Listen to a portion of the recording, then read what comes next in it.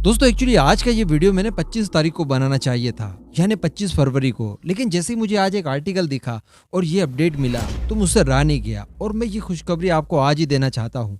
Actually मैं आपको बता दूं और मुझे बताते हुए बहुत खुशी हो रही है कि जो हमारे डीआरडीओ ने मिसाइल प्रोग्राम शुरू किया था, यानी IGMDP, integrated guided missile development programme, उस प्रोग्राम को पहली सफलता जिस दिन मिली थी उसको पूरे 34 साल हो चुके हैं। जी हाँ, मैं आपको बता दूं कि 25 फरवरी 1988 को भारत ने या डीआरडीओ ने कहिए अपनी पहली बैलिस्टिक मिसाइल यानी पृथ्वी 1 मिसाइल का सफलतापूर्वक परीक्षण किया था। आने वाली 25 तारीख यानी 4 से 5 दिन बाकी है, उस दिन पूरे 34 साल हो चुके होंगे, यानी हमारी पृथ्वी मिसाइल अब 34 साल की हो चुकी है।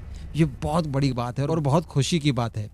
वैसे दोस्तों यहाँ पर आकलन करना बहुत मुश्किल है कि डीआरडीओ ने देखिए कहाँ से शुरू किया और आज कहाँ तक पहुँच चुका है। लेकिन फिर भी जहाँ से भी शुरू किया हो, जितनी भी उपलब्धि सबसे पहली सीढ़ी पर हमने हासिल की, वो काफ़ी थी अमेरिका जैसे सुपर पावर देश को डराने के लिए।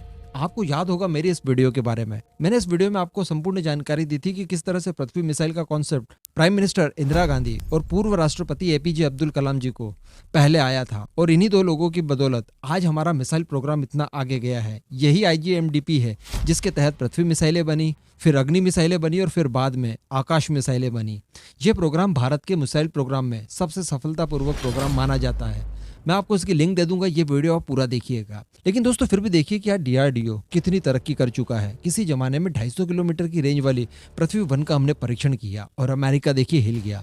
एक्चुअली अमेरिका ने इस पृथ्वी मिसाइल के टेस्ट के तुरंत बाद भारत की ओर पर सैंक्शन लगा दिए थे। जी हाँ, और ये कह दिया था कि भाई भारत को किसी भी तरह की मिसाइल टेक्नोलॉजी या इससे जुड़े हुए कोई भी स्पेयर पार्ट्स ना बेचे जाए, यानी रशिया भी भारत को इस फील्ड में मदद नहीं कर सकता था। उसके बाद हुआ ये कि भारत ने अपने आप को ही इतना मजबूत बनाया कि एटलीस्ट बैलिस्टिक मिसाइल के फील्ड में किसी तरह की निर्भरता दूसरे देशों पर ना रहे। तो इस तरह की बातें चलती है कि ये जो प्रतिबंध लगाए गए थे अमेरिका द्वारा भारत के ऊपर, ये प्रतिबंध भारत के लिए बहुत लाभदायी साबित हुए। वरना हो सकता है कि आज भी हम लोग कुछ उपकरण शायद विदेशों से बोरो करते, लेकिन आज देखिए किस तरह की मिसाइलें बनाने के लिए हमें किसी तरह की कोई चीज बाहर से नहीं लेनी होती। मैं आपको बता दूं कि 1988 में जब इस मिसाइल का परीक्षण हुआ तो बड़ा अफसोस हुआ कि इंदिरा गांधी जी जब तक जीवित नहीं थी। एक्चुअली उनकी बहुत इच्छा थी इस मिसाइल को बनते हुए देखने के लिए और बहुत ज़्यादा एक्साइटेड थी वो, उनसे बिल्कुल रहा ही नहीं जा रहा था। वो बार बार कलाम साहब से एक ही बात कहती थी कि कलाम कब हम लोग इसका परीक्षण करेंगे।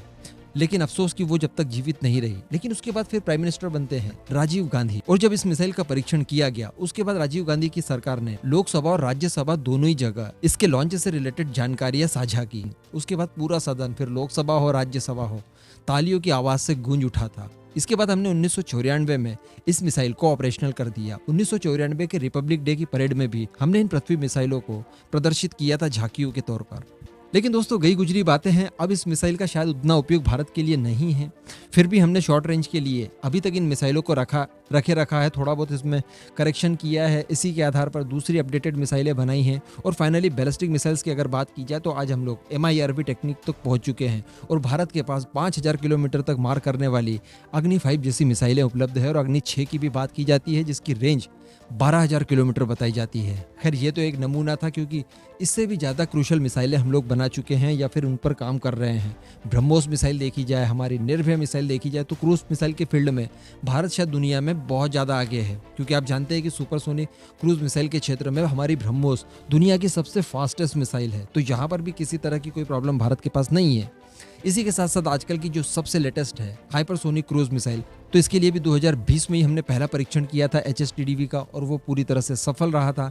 2022 में मैंने आपको कुछ समय पहले वीडियो बनाकर बताया था कि 2022 वही समय होगा जब HSTDV और हमारी हाइपरसोनिक मिसाइलों के ऊपर सबसे ज़्यादा फोकस किया जाना है और इसी साल इसके कई सारे टेस्ट किए जाएंगे और बताया जा रहा है कि 2024-25 तक ये पूरी तरह से बनकर तैयार हो जाएगी, जिसके तहत हम लोग 2 मिसाइलें बना रहे हैं। इस प्रोजेक्ट को नाम दिया गया है प्रोजेक्ट विष्णु। एक तो होगी लैंड लॉन्च और एक होगी एयर लॉन्च। जो लैंड लॉन्च मिसाइल होगी उसकी रेंज बताई जाती है 2500 किलोमीटर। कोई हाइपरसोनिक क्रूज मिसाइल आपके पास हो जिसकी स्पीड 6 मैक हो, यानी कम से कम 7400 किलोमीटर प्रति घंटे की रफ्तार से जो मिसाइल चलती हो, वो मिसाइल आपके पास 250 किलोमीटर रेंज वाली हो, तो बहुत बड़ी बात है। ये बहुत बड़ी बात है। तो कहा जा सकता है कि इन 34 सालों का सफर डीआरडीओ ने बड़े अच्छे से तय किया। 250 किलोमीटर रेंज वाली पृथ्वी मिसाइल से शुरू किया था, तो आज 2500 किलोमीटर रेंज तक की हमारे पास हाइपरसोनिक क्रूज मिसाइल्स आने वाली है और साथ ही साथ हमने इंटरकॉन्टिनेंटल बैलिस्टिक मिसाइल यानी अग्नि 5 जैसी मिसाइलें भी बनाकर तैयार कर रखी है। इस सभी उपलब्धियों के लिए हमारे डीआरडीओ के सभी वैज्ञानिकों को सत सत नमन। अब आप नीचे कमेंट करके इन सभी को बधाइयाँ जरूर दीजिएगा। जय हिंद।